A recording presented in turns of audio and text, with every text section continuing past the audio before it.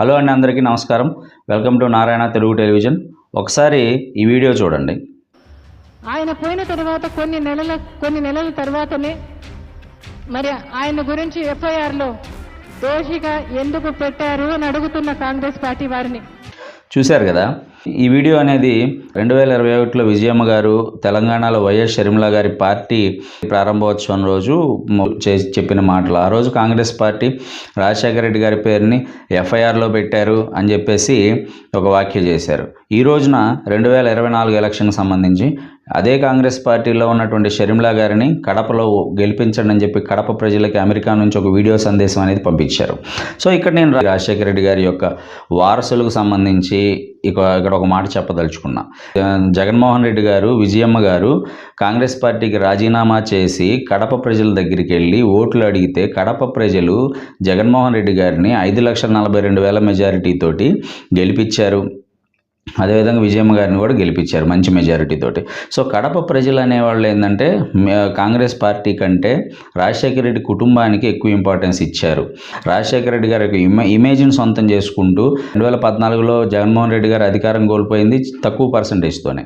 So 2019లో మళ్ళీ ఇంతవరకు దేశ చరిత్రలోని ఏ రాజకీయ పార్టీకి లేనంత బంపర్ మెజారిటీ ఆంధ్ర రాష్ట్ర ప్రజలు ఇచ్చారు. సో కాంగ్రెస్ పార్టీని కాదనే కదా రాజశేఖర రెడ్డి గారి కుటుంబం అనేది కాంగ్రెస్ పార్టీ కంటే ఆంధ్రప్రదేశ్ ప్రజల యొక్క విశ్వాసాన్ని చూరగొన్నది అని చెప్పేసి స్పష్టంగా అర్థమవుతుంది.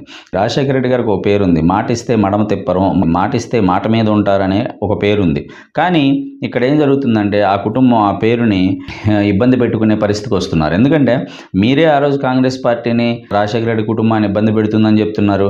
ఈరోజు మీరే అదే కాంగ్రెస్ పార్టీలో చేరి షర్మిల గారు చెప్తున్నారు. సో విజయమ్మ గారికి సంబంధించి షర్మిల గారి కంటే సరే ఆమె రాజకీయ భవిష్యత్తు రాజకీయ జీవితానికి సంబంధించి ఆమె కొన్ని నిర్ణయాలు తీసుకోవచ్చు. కానీ యాజ్ ఏ రాజశేఖర రెడ్డి గారి భార్యగా ఆ కుటుంబానికి ఈ రోజున్న ఏకైక పెద్ద దిక్కుగా రాజశేఖర రెడ్డి గారికి సంబంధించి గౌరవాన్ని కాపాడాల్సిన బాధ్యత ఖచ్చితంగా విజయమ్మ గారి మీద ఉంది.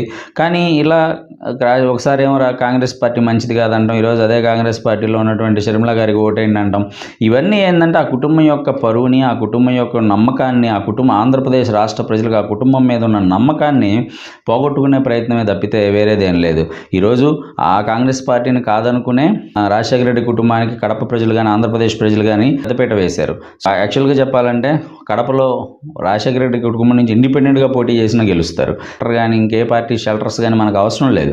ఏ రాజకీయ పార్టీ కన్నా కుటుంబం అనేది చాలా ఇంపార్టెంట్. ఎందుకంటే ఆ కుటుంబం నుంచి బయటకు వచ్చి ఏదన్నా మాట్లాడితే ఏంటంటే చాలా పెద్ద ఇంపాక్ట్ ఉంటుంది. చంద్రబాబు నాయుడు గారు, ఎన్టీ రామారావు గారి ఎపిసోడ్లో ఎన్టీఆర్ గారి కుటుంబం మొత్తం చంద్రబాబు నాయుడు గారి వెనకాల ఉంది కాబట్టి ఈ రోజు కూడా ఇన్ని సంవత్సరాలు ఆయన ఆ పార్టీలో రాణించగలుగుతున్నారు.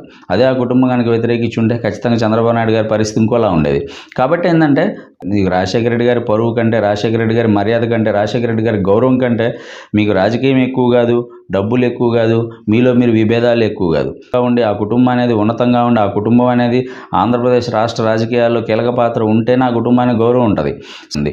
ఒక సైడ్ జగన్మోహన్ రెడ్డి గారు, రాజశేఖర రెడ్డి గారు చనిపోయిన తర్వాత ప్రధాన పార్టీలన్నీ కలిసి మా కుటుంబాన్ని ఇబ్బంది పెట్టారని చెప్పి రాష్ట్ర ప్రజలకు ఏజెండాగా చేర్చి ఆ విషయం మీద పోరాడి 2019లో అత్యధిక మెజారిటీ తోటి అధికారంలోకి వచ్చారు. అధికారంలోకి వచ్చిన తర్వాత మేనిఫెస్టో నా ఖురాన్, బైబిల్, భగవద్గీత అని చెప్తున్నారు.